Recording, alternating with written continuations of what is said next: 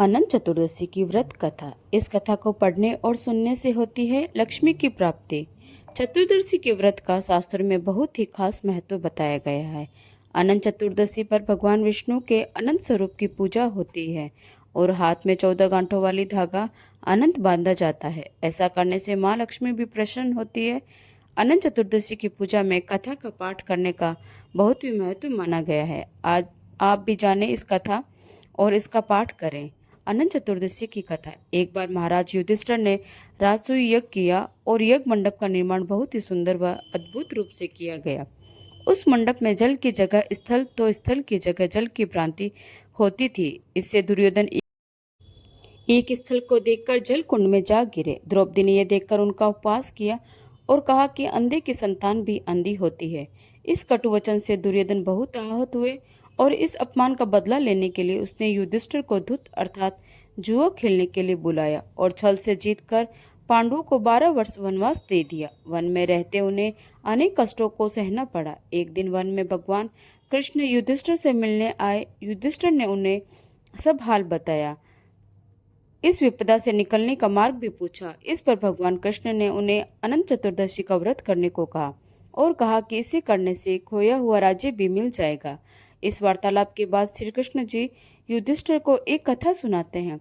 प्राचीन काल में एक ब्राह्मण था। उसकी एक कन्या थी जिसका नाम सुशीला था। जब कन्या बड़ी हुई तो ब्राह्मण ने उसका विवाह कौंडिन्य ऋषि से कर दिया।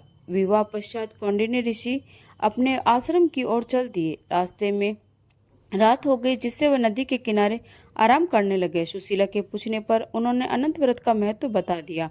सुशीला ने वही व्रत का अनुष्ठान कर 14 गांठों वाली डोरी अपने हाथ में बांध लिया। फिर वह पति के पास आ गई। कौंडिन्य ऋषि ने सुशीला के हाथ में बांधी डोरे के बारे में पूछा तो सुशीला ने सारी बात बता दी। कौंडिन्य ऋषि सुशीला की बात से अप्रसन्न हो गए।